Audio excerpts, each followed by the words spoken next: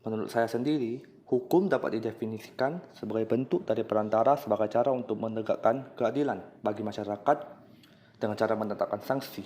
Dan sanksi tersebutlah sebagai peran untuk menghukum masyarakat yang melanggar sebuah aturan dan norma yang ditetapkan sebelumnya. Seperti yang kita ketahui bahwa ada berbagai macam bentuk bidang hukum yang ada di Indonesia. Tetapi pada kesempatan kali ini saya akan lebih membahas mengenai bidang hukum pidana.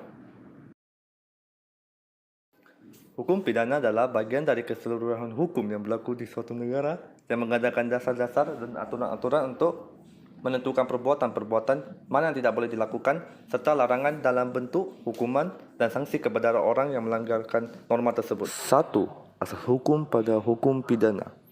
Seperti yang kita ketahui bahwa di setiap bidang hukum yang ada di Indonesia memiliki asas yang mendukungnya, tidak terkecuali pada hukum pidana.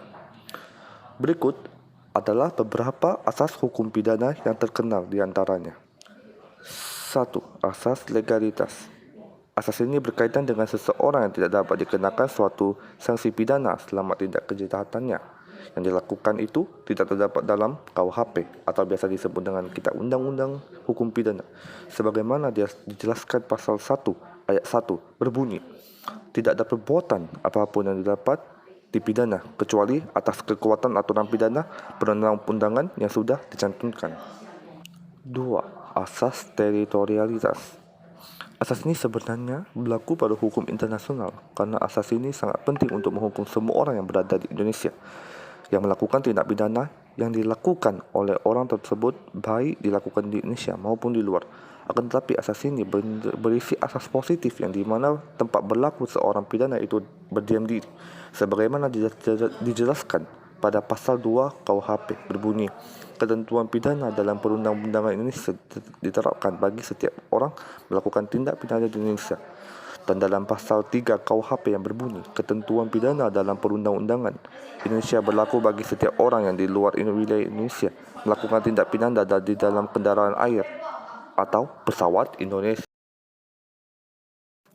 3. Asas nasional aktif atau biasa disebut dengan asas personalitas. Asas ini membahas tentang KUHP terhadap orang-orang Indonesia yang melakukan tindak pidana di luar negara Indonesia. Dalam hukum internasional, hukum ini disebut asas personalitas. Tetapi hukum ini tergantung dengan perjanjian bilateral antara negara membolehkan yang mengadili tindak pidana tersebut sesuai asal negaranya. Terdapat dalam pasal 5 KUHP, yaitu ketentuan pidana dalam Undang-Undang Indonesia berlaku bagi warga negara Indonesia yang melakukan di luar Indonesia. 4. Asas nasional pasif atau biasa disebut dengan asas perlindungan. Asas ini memberlakukan KUHP terhadap siapapun baik warga negara Indonesia ataupun warga negara asing yang melakukan perbuatan tindak pidana di luar negara Indonesia sepanjang perbuatan tersebut melanggar kepentingan negara di Indonesia. Terdapat dalam pasal 4 KUHP bahwa ketentuan pidana dalam perundang-undangan Indonesia diterapkan bagi setiap orang yang melakukan di luar Indonesia. Dan yang kelima, asas universalitas. Asas universalitas ini biasanya berkaitan dengan asas kemanusiaan dalam arti si pelaku tindak pidana ini akan dikenakan pidana yang berlaku dengan tempat atau di mana ia berhenti seperti tindak pidana terorisme yang di mana kasus ini telah melibatkan semua negara atau semua negara telah bersepakat jika hal ini sedemikian itu merupakan tindak pidana. Dan yang terakhir, 6. Asas tidak ada hukuman tanpa kesalahan atau biasa disebut dengan Ginstraft-Jonderscoop. Asas ini mempunyai makna yang sama dengan makna asas legalitas itu sendiri, sehingga asas ini dilakukan dalam satu asas yang fundamental, yaitu menjadi asas legalitas. Asas tiada pidana tanpa kesalahan atau asas kesalahan mengandung pengertian bahwa seseorang yang telah melakukan perbuatan yang bertentangan dengan peraturan hukum pidana yang berlaku tidak dapat dipidana oleh karena ketiadaan kesalahan dalam perbuatannya tersebut. Asas ini termanifestasikan dalam pasal 6 ayat 2 UU nomor 48 tahun 2009 tentang kekuasaan kehakiman yang menentukan bahwa tidak seorang pun dapat dijatuhi pidana kecuali apabila pengadilan karena alat pembuktian yang sah menurut undang-undang mendapat keyakinan bahwa seseorang yang dianggap dapat bertanggungjawab telah bersalah atas perbuatan yang berdakwah atas dirinya. Kedua, rangkuman norma yang diatur dalam hukum pidana. Hukum pidana ini terdiri dari norma-norma yang berisi keharusan-keharusan dan larangan-larangan yang dibuat oleh pembentukan undang-undang telah dikaitkan dengan suatu sanksi berupa hukuman, yakni suatu penderitaan yang bersifat khusus. Dengan demikian dapat juga dikatakan bahwa hukum pidana itu merupakan suatu sistem norma-norma yang menentukan terhadap tindakan-tindakan yang mana atau hal-hal yang melakukan sesuatu yang tidak melakukan sesuatu di mana terdapat suatu keharusan untuk melakukan sesuatu, dan dalam keadaan-keadaan bagaimana hukum itu dapat dijatuhkan serta hukuman yang bagaimana yang dapat dijatuhkan bagi tindakan-tindakan tersebut. 3. Hak dan kewajiban yang berlaku pada hukum pidana. Mengenai hak dan kewajiban saksi sebagaimana diuraikan di atas, maka jelas bahwa seseorang yang dipanggil sebagai saksi dalam suatu perkara pidana berkewajiban untuk hadir.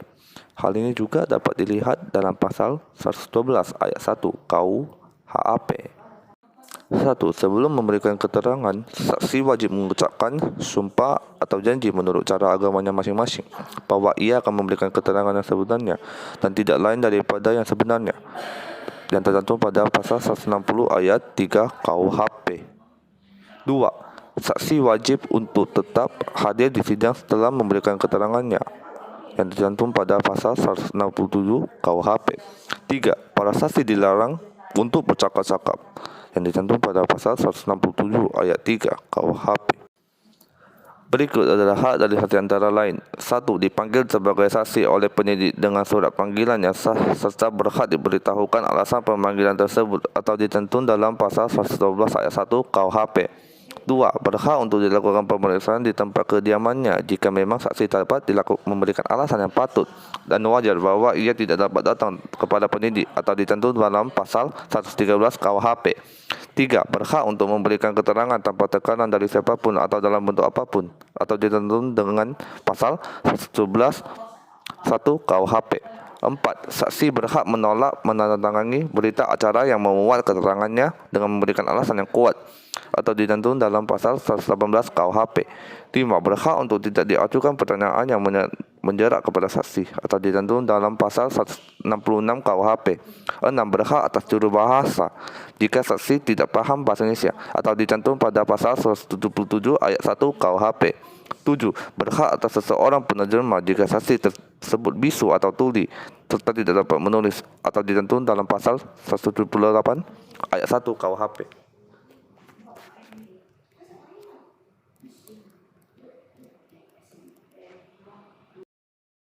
4. Pembentukan hukum pada hukum pidana. Proses pembentukan hukum pidana sekarang atau terus berlangsungnya terutama dalam bentuk legislasi, undang-undang di luar KUHP maupun rancangan KUHP tidak bisa dilepaskan dengan alasan yang bersifat ideologis, politis, dan sosiologis. Yang artinya, dalam proses pembentukan hukum pidana pada bidang politik serta sosialisasi dan cara pandang sangat berpengaruh dalam pembentukan hukum pidana dikarenakan sifatnya yang bersifat publik. Di samping alasan tersebut, berdasarkan kajian yang komprehensif, terdapat pula alasan-alasan lain sekaligus sebagai rumusan dalam cara pembentukan hukum pidana, yaitu alasan adaptif. Dengan tujuan agar ke masa yang akan datang, hukum pidana dapat menyesuaikan diri dengan perkembangan baru di dunia internasional sebagai hasil yang telah disepakati oleh masyarakat internasional.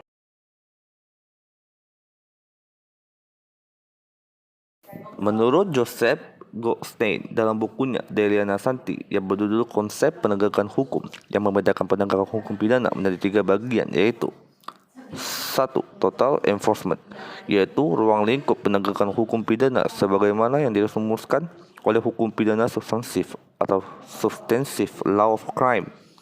Penegakan hukum pidana secara total ini tidak mungkin dilakukan sebab para penegak hukum dibatasi secara ketat oleh aturan hukum acara pidana yang antara lain mencakup aturan penangkapan, penahanan, penggeledahan, penyataan, dan pemeriksaan pendahuluan.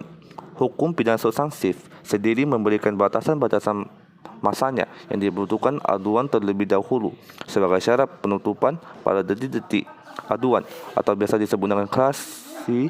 Desmond. ruang lingkup yang dibatasi ini disebut dengan area of no enforcement. Yang kedua, full enforcement.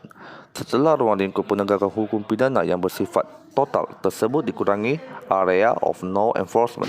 Dalam penegakan hukum ini, para penegak hukum diharapkan penegakan hukum secara maksimal. Yang ketiga, actual enforcement. Menurut beliau, ini dianggap not a realistic expectation sebab adanya keterbatasan dalam bentuk waktu, personal, alat-alat investigasi dan sebagainya yang kesemuanya mengakibatkan keharusan dilakukannya direction. Dan sisanya lah yang disebut dengan actual enforcement. Dalam rangka penegakan hukum, faktor manusia sangat terlibat dalam usaha penegakan hukum tersebut. Penegakan hukum bukan suatu proses logis semata.